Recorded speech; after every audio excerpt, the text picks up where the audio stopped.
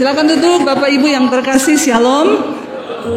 Luar biasa ya, hari-hari ini kita tidak perlu takut berlebihan ya, dengan virus, dengan semua yang ada ya. Kalau virus corona itu hanya berkuasa membunuh tubuh, tapi tidak berkuasa membunuh jiwa.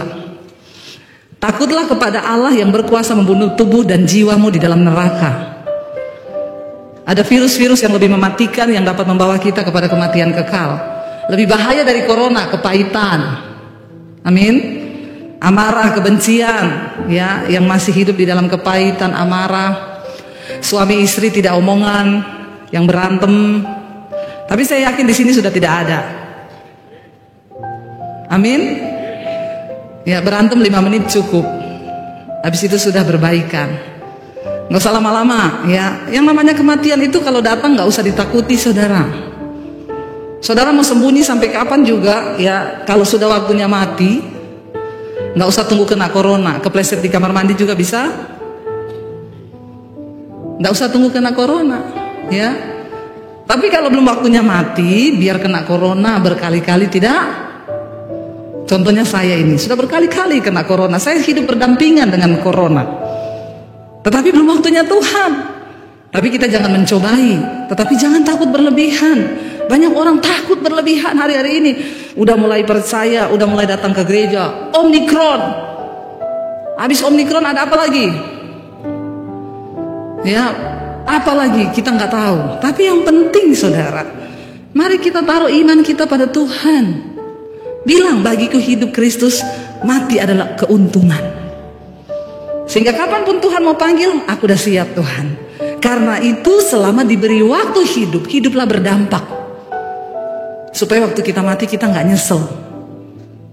Siapa yang udah siap mati? Tadi amin, amin, amin, amin. Begitu ditanya sudah siap mati, nggak ada yang mau angkat tangan. Ya, saudara siap atau tidak? Saudara mau atau tidak? Kalau harinya datang, mati ya mati. Jadi daripada tidak siap, lebih baik siapa yang mau mempersiapkan diri? Yang udah angkat tangan ini pulang aja. Terus saudara mau ngapain di sini? Kita ini ikut Tuhan karena goal dari hidup kita yang akan datang itu kematian. Di dalam hidup ini ada 3 kematian. Yang pertama mati rohani. Yang kedua mati beneran, napas kita berhenti. Yang ketiga mati kekal di neraka. Selama Tuhan masih kasih kita waktu, jangan sampai kita masih mati kekal di neraka.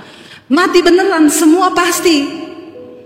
Tinggal tunggu waktunya aja. Tapi pastikan rohanimu hidup hari ini, supaya engkau tidak mati kekal.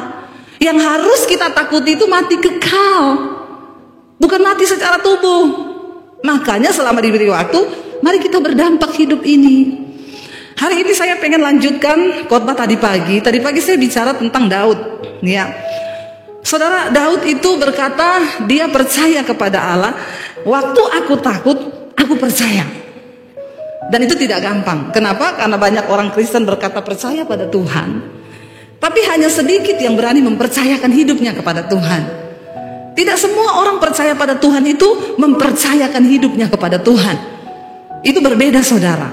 Nah, banyak orang pinter berteori, kalau nyanyi itu hebat, saudara, kayak tadi ya. Walau 1000 rebah di sisiku, kau tetaplah Allah penolongku. Pret. Baru denger gini takut. Belum 1000 rebah, baru 2 yang rebah. Itu tetangga mati COVID loh. Makanya gak usah keluar rumah. Biar cuma di depan pintu, jangan. Nanti kamu kena virus mati. Hello, saudara. Hidup mati kita bukan di tangan corona. Ingat ya, saya selalu berkata, hidup mati kita di tangan Tuhan. Kalaupun ada yang mati karena corona, itu memang sudah jangan mau dibolak-balikin iblis loh ya. Ini yang saya nggak suka, saudara. Orang Kristen itu ya, baru kalau nyanyi di gereja, walau 10.000, lebih alay lagi kan. Serba di kananku takkan ku goyah, sebab Yesus sertaku. Malaikat lihat saudara dari surga ini, berat banget lu. Nyanyi aja pinter, saudara. Nyanyi, tapi begitu datang udah ketakutan. Apa-apa takut, apa-apa takut. Kalau udah takut nyanyi, kiri kananku ada Tuhan, sekelilingku ada Tuhan. Kalau orang takut nyanyinya, kiri kananku ada virus, sekelilingku ada Omikron. Jangan saudara. Mari kita kembali kepada iman yang murni. Tadi pagi saya berbicara tentang Daud. Daud menuliskan banyak mazmur, termasuk yang saudara nyanyikan tadi. Yesus memegangku dengan tangan kananmu, Yesus memberiku kemenangan. Kenapa lagu itu hidup? Kenapa mazmur itu hidup waktu kita nyanyikan? Iman itu bangkit karena itu keluar dari perkataan orang yang mengalami kesusahan. Kalau saudara mau hidupmu berdampak, makanya saudara harus susah. Tidak ada yang amin. Ya, makanya saudara harus mengalami. Tadi pagi saya menjabarkan bagaimana Daud mau dibunuh sama Saul cuma gara-gara iri hati. Saul itu iri lihat Daud dipuji-puji ketika dia membunuh Goliat. Dia merasa Daud pahlawan, diangkat sama Saul menjadi prajurit, menjadi panglima perang. Daud memenangkan banyak pertempuran. Lalu Alkitab berkata Daud dieluk-elukan, termasuk para gadis-gadis cantik mengeluk-elukan Daud. Saul iri. Dalam hidup ini banyak orang akan iri dengan kita. Ya, inilah hidup. Engkau susah diomongin, engkau senang juga. Makanya tidak usah dengar omongan orang. Amin. Ya, kita susah diomongin, senang diomongin juga. Lalu saudara, Daud mau dibunuh sama Saul. Orang yang pertama didatangi Daud ketika dia tahu Saul mau bunuh dia adalah siapa? Jonatan, anaknya Saul. Daud berpikir hanya anaknya yang bisa tolong saya. Waktu orang ada dalam tekanan, dalam kesusahan, reaksi pertama kita mencari pertolongan. Itu manusiawi. Tapi jangan lari ke tempat yang salah. Daud bilang sama Jonatan, bapakmu mau bunuh aku. Jonatan bilang gak mungkin. Kalaupun dia mau bunuh, nanti akulah yang berhadapan. Benar, akhirnya Daud bersembunyi. Waktu duduk di meja makan, hari pertama Daud gak datang. Saul gak tanya. Hari kedua Daud gak datang lagi. Terus Saul tanya sama anaknya, mana anak Isai itu? Dia udah gak sebut Daud. Mana anak Isai itu? Kenapa dia gak duduk makan? Jonatan bilang, dia lagi pergi pulang kampung ke Bethlehem. Dia udah izin sama aku. Langsung Daud, Saul berdiri dari mejanya. Dia bilang, dasar kamu anak sundal demi kandungan ibumu. Aku berkata kepadamu, kamu tidak tahu bahwa Daud itu akan meruntuhkan kerajaan kita dan kamu akan kehilangan tahta. Jangan kamu bela dia. Lalu Jonatan berdiri, lalu Saul melemparkan tombaknya hendak membunuh anaknya sendiri. Dari situ Daud tahu pertolongan pertama yang dia datangi ternyata gak bisa menolong. Anaknya Saul sendiri tidak bisa menghadapi dendam bapaknya. Saya ketika membaca itu saya pikir-pikir, Tuhan, Daud itu orang yang berkenan di hatimu loh. Kenapa engkau izinkan? Yang mau bunuh dia ini bukan orang biasa, saudara, raja atas Israel. Saudara bayangkan kalau hari ini saudara dicari presiden, mau dibunuh, saudara mau lari kemana? Ya, mau lari kemana kita? Nggak ada tempat. Akhirnya Daud berpikir tidak bisa lagi ditolong. Dia melarikan diri, saudara. Tempat pertama yang Daud melarikan diri ketika dia keluar dari istananya Saul, dia lari ke Nob. Nob itu adalah satu tempat, itu adalah desa kampung para imam. Daud berpikir kalau dia lari sama para imam, imam itu orang yang dekat dengan Tuhan, setidaknya bisa menolong dia, memberikan petunjuk. Seringkali kita juga ada masalah yang kita cari siapa? Pendeta. Kalau saudara yang ikut mesbah doa saya, berapa banyak yang ikut channel YouTube saya Debbie Basir TV, angkat tangan. Yang gak ikut, jangan lupa nonton, like, dan subscribe. Jangan lupa komen dan share. Saudara, ya, orang yang ikut dengan pengajaran saya tahu. Saya selalu berkata, jangan cari pendeta. Engkau akan kecewa. Jangan cari saya, cari Tuhan. Cari Tuhan. Saya tidak mungkin berdoa buat pergumulanmu dengan hati yang hancur. Dengar baik-baik, nggak ada pendeta mau menangis untuk pergumulanmu, nggak ada. Karena itu doa yang hebat, doa yang didengar Tuhan adalah doamu sendiri di hadapan Tuhan. Makanya saya tidak akan berdoa, doa ibu-ibu, Bu, doakan suami saya, Bu, Bambang. Doa biar apa, Bu? Biar dia dijamah Tuhan bertobat. Saya bilang tidak bisa dan saya tidak mau berdoa. Kenapa? Saya tidak mungkin menangis buat Bambang. Saya tidak mencintai Bambang. Saya mencintai suami saya Daniel, bukan Bambang. Tidak mungkin saya berdoa sama Tuhan, Tuhan, Bambang, Tuhan. Suami saya lewat, dia bilang, siapa itu Bambang? Cuma gara-gara ibu menitip doa sama saya, rumah tangga saya jadi hancur gara-gara Bambang. Tidak ada nama Bambang kan di sini? Kalau ada pun ya bertobatlah.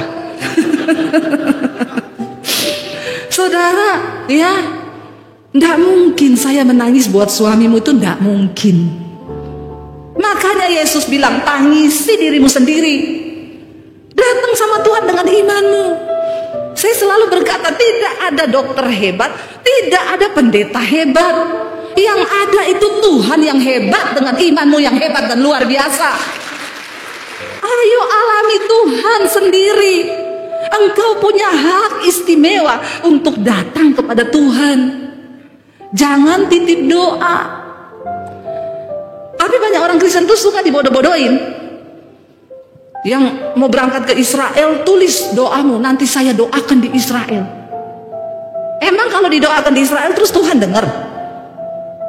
Terus kau tidak bertobat, kau tidak datang sama Tuhan, kau tidak dengan hati yang hancur kali Tuhan, cuma titip-titip doa biar dibawa di Israel, mau didoakan imam di sana, Tuhan tidak akan mendengar kalau bukan engkau sendiri yang datang sama Tuhan. Bilang amin. Buka paradigmamu, buka cara berpikirmu, ikut Tuhan, saudara. Udah cukup main Kristen-Kristenan, cukup main gereja-gerejaan. Kita ada di hari-hari yang terakhir. Masa demi masa kita lihat di depan mata ada krisis yang menanti. Dunia tidak akan semakin baik. Alkitab berkata akan datang masa yang sukar. Perang demi perang sudah kita dengar hari-hari ini. Ayo kita mempersiapkan iman yang benar. Datang pada Tuhan secara pribadi. Jangan titip doa. Saya selalu berkata jangan titip doa. Saya bukan, kadang-kadang suka reseh ya lihat orang Kristen. WA, Bu, titip doa ya, 1. Usaha suami diberkati, keluarga diberkati. 2, anak mau skripsi biar masa depannya lancar, dapat pekerjaan. 3, saya ketawa lihat kayak begini. Dia kira saya pendeta apaan. Tidak ada makelar masuk surga, saudara. Nggak pakai makelar. Ketika seorang perempuan pendarahan 12 tahun mendengar tentang Yesus, imannya timbul. Waktu imannya timbul, dia dengar Yesus berjalan melewati kotanya. Apa yang dia lakukan? Dia ini sudah menghabiskan harta untuk berobat selama 12 tahun pendarahan. Saudara bisa membayangkan 12 tahun pendarahan. Itu waktu yang singkat atau lama? Lama, kalau kredit rumah sudah lunas. Lama 12 tahun. Ketika dia mendengar tentang Yesus, dia mendengar tentang kabar baik bahwa Yesus menyembuhkan, Yesus juru selamat. Lalu dia dengar Yesus lewat di kotanya. Dia datang menghampiri kerumunan orang banyak. Perhatikan saudara, perempuan itu dengan iman berkata, asal ku jamah jubahnya, aku pasti sembuh. Tiba-tiba dia menjamah jubah Yesus di tengah kerumunan ribuan orang. Tiba-tiba Yesus berhenti. Yesus tanya kepada murid-muridnya, siapa yang menjamah aku? Muridnya bilang, hello Tuhan, yang menjamah kamu tuh ribuan orang. Orang semua berdesak-desakan. Saya tuh baru mengerti jadi Yesus ya. Nggak usah jadi Yesus saya, saudara. Kemarin pelayanan di Palu, yang datang 1.500-an. Orang datang menjamah saya mau pingsan. Bukan mau minta didoakan, minta foto. Sampai saya keringetan, saudara, nggak bisa napas saya. Akhirnya saya lari, ditarik sama panitia, bersembunyi di belakang. Suami saya ketinggalan. Orang Palu ini. Dia bilang begini, istrinya ndak ada, suaminya saja. Jadilah mereka berfoto dengan suami saya. Saya lihat di Facebook pada diupload, ada yang sandar di dadanya. Wah, ini layangan putus ini. Bahaya ini. Di sini tidak ya. Jangan ada yang foto dengan suami saya berdua. Tapi saya yakin orang Surabaya itu lebih kalem. Insya Allah. Saudara, akhirnya Yesus bilang, siapa yang jamah saya? Muridnya bilang, hello Tuhan, yang jamah kamu tuh ribuan orang. Semua orang berdesak-desakan ikut kamu. Dan engkau bertanya siapa yang jamah engkau. Yesus bilang begini, yang ini dia menjamahnya beda. Karena ada kuasa yang keluar dari diriku. Wow, saudara lihat imannya. Yesus bahkan tidak mendoakan dia tumpang tangan. Dia nggak cerita, Yesus aku pendarahan 12 tahun, tolong doakan tumpang tangan aku. Enggak. Dia datang sendiri dengan iman yang hidup menghampiri Tuhan. Asalku jamah jubahnya, aku sembuh. Dengan iman yang hidup itu dia jamah jubah Yesus. Alkitab berkata, ada kuasa yang keluar dari diri Yesus. Yesus bilang sama muridnya, semua orang menjamah aku, tapi cuma satu yang membuat kuasa keluar dari diriku. Perempuan yang merasa dia sudah sembuh saat itu dan dia menjadi takut mendengar Yesus ngomong gitu. Dia angkat tangan, aku Tuhan, aku pendarahan 12 tahun. Dan aku menjamah cuma dengan berkata, asalku jamah jubahmu, aku pasti sembuh. Saudara, ini gambaran orang Kristen hari-hari ini. Yang ngaku ikut Yesus, percaya Yesus banyak, ribuan orang. Semua datang ke gereja hari Minggu. Tapi yang mengalami kuasa Tuhan cuma sedikit. Hanya mereka yang mau sungguh-sungguh datang dengan iman yang hidup. Dan percaya bahwa kalau aku ketemu Tuhan, aku akan mengalami kuasa Tuhan. Ayo hidupkan imanmu. Terlalu rugi. Kita punya waktu hidup di dunia tidak banyak. Sayang, di waktu yang singkat kita habiskan hidup dengan menghabiskan kekuatan, stres, depresi, tertekan, dan imanmu mati. Saya sudah mendengar banyak kesaksian orang-orang yang tadinya hampir bunuh diri. Dia bilang, lalu saya dengar khotbah ibu, saya mulai mendengar firman, saya mulai tangkap firman itu, saya hidupi dan saya imani. Nggak jadi bunuh diri, Bu. Bahkan hutang, ekonomi, keluarga, Tuhan pulihkan semuanya. Dan dia mau melakukan hari-hari ini buat saudara. Saya bukan cuma berteori, saya mengalami Tuhan. Awal pandemi, kita sudah mau jual rumah Jakarta, pulang ke Solo. Saya bilang sama suami saya, kita nggak tahu keadaan ke depan. Yang terburuk, kita jual rumah Jakarta, kita pulang ke Solo. Bersyukur masih ada yang bisa dijual. Dulu nggak ada yang bisa dijual. Saya tidak punya simpenan, ya, nggak punya emas batangan. Saya punya emas satu tuh, Mas Daniel, 70 kilo. Sekarang berapa saya? 80 ya, naik 10 kilo. Tapi kalau emas batangan makin naik makin mahal. Kalau ini tidak, makin naik makin turun harga. Mas Joko, Mas Bambang itu turun harga itu. Ya, tidak ada yang bisa saya jual dulu. Sekarang saya bilang, kalau kita nggak bisa apa-apa, kita bisa jual rumah. Ada rumah yang bisa kita jual. Tapi saya bilang sama suami saya, Tuhan yang menolong kita di masa yang lalu, dia juga sanggup menolong kita hari ini. Kenapa? Karena keadaan bisa berubah, tapi Tuhan tidak pernah berubah. Kuasanya tidak pernah berubah, mujizatnya tidak pernah berubah. Dari ribuan tahun yang lalu sampai hari ini dia masih bisa melakukan itu. Saya cuma taruh iman. Dan saya mau bersaksi sama saudara, benar, kita nggak jadi jual rumah, malah beli rumah, bangun studio.